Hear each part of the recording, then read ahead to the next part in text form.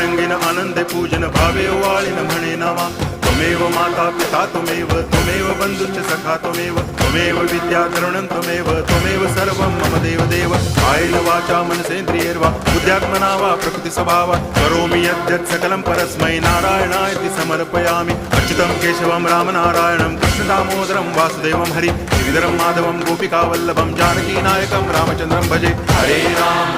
Ram